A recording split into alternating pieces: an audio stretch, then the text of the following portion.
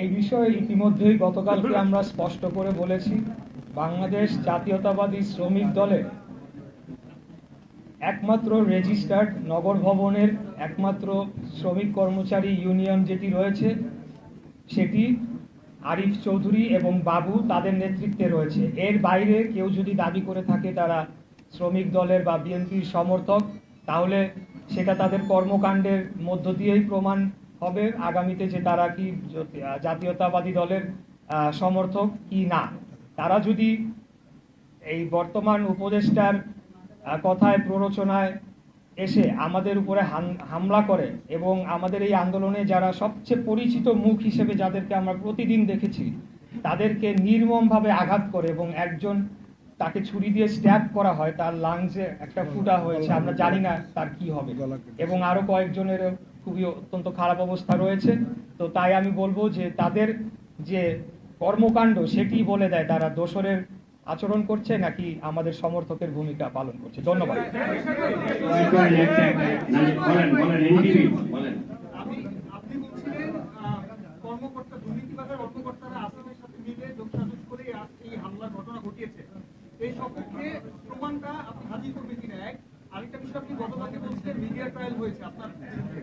সাংবাদিকদের উপরে মানে কোনো অসন্তোষের জায়গা আপনার আছে কিনা, আসলে কি মিডিয়া ট্রায়াল কিভাবে করেছেন যদি ব্যাখ্যা করতেন?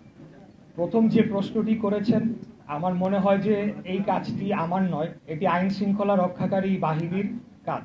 আমি তথ্য যেটুকু পেয়েছি এবং বিভিন্ন মাধ্যমে বিভিন্ন সূত্রে আমরা যেগুলো তথ্য পাই এবং যে সকল কর্মকাণ্ড বিগত 7-8 মাসে হয়েছে সেটির উপর ভিত্তি করে এবং বিভিন্ন ব্যক্তিবর্গের সাথে কথা বলে আমি এই বিষয়টি নিশ্চিত হতে পেরেছি। এর সপক্ষে প্রমাণাদি জোগাড় করে সেটিকে আদালতে প্রমাণ করার দায়িত্ব আমার নয়, এটি আইন শৃঙ্খলা রক্ষাকারী বাহিনীর। দ্বিতীয় কি জানি বলছেন ভাই? মিডিয়া ট্রায়ালের বিষয়টি হচ্ছে যে এটা আজকে থেকে নয়, আপনারা জানেন যে আরো জানুয়ারি মাস থেকেই এই ধরনের একটি মানে তৎপরতা শুরু হয় এবং তখন এটা প্রেডিক্ট করা হয়েছিল। শুরু হওয়ার প্রায় 2 সপ্তাহ আগে আমাদের কয়েকজন যারা এই সংক্রান্ত বিষয়ে কাজ করেন তারা প্রেডিক্ট করেছিলেন যে মিডিয়া ট্রায়াল শুরু হতে যাচ্ছে। পরবর্তীতে আমরা দেখলাম যে সেটিই হয়েছে। এখানে লক্ষ্য করতে হবে যে বিগত দিনে মিডিয়ার ভূমিকা এবং মিডিয়ার মালিকরা কারা ছিলেন, কারা মিডিয়ার মালিকানা পেয়েছেন, খুনি হাসিনার আমলে কাদেরকে মিডিয়ার মালিকানা দেওয়া হয়েছে, তারা কি ভূমিকা পালন করেছে, তাদের বক্তব্য শেষ দিন পর্যন্ত কি ছিল, এমনকি 3 তারিখেও তারা কি ধরনের বক্তব্য দিয়েছে। অতএব মিডিয়া ট্রায়ালের মুখোমুখি যে আমরা হচ্ছি এটা অস্বাভাবিক কোনো ঘটনা নয়, কারণ সব জায়গাতেই কিন্তু তারা রয়ে গিয়েছে, তাদেরকে কিন্তু এখনো সেইভাবে শুদ্ধি অভিযান বা যেটি বলেন আপনি, যার মাধ্যমে এরকম সাংবাদিকতা যেটিকে হলুদ সাংবাদিকতা বলা যায় বা একপাক্ষিক সাংবাদিকতা, সেটি কিন্তু নিরসন করা যায় না, যারা রয়ে গিয়েছে। বিশেষ করে যারা অনলাইন প্ল্যাটফর্ম ডিজিটাল প্ল্যাটফর্মে কাজ করেন, মানে যে আমাদের মেইন স্ট্রিম যে মিডিয়া গণমাধ্যম সেগুলার যে অনলাইন প্ল্যাটফর্ম, সেখানে কিন্তু এখনো আমরা জানতে পাই যে বিগত দিনে যারা ছিলেন তারাই রয়ে গিয়েছেন। এবং যেহেতু সোশ্যাল মিডিয়া এখন একটি বড় মাধ্যম, সেখানে ফটো কার্ডের মাধ্যমে বিভিন্ন বিভ্রান্তিমূলক তথ্য ছড়িয়ে আমাদেরকে বিএনপিকে মিডিয়া ট্রায়ালের মুখোমুখি করা হচ্ছে।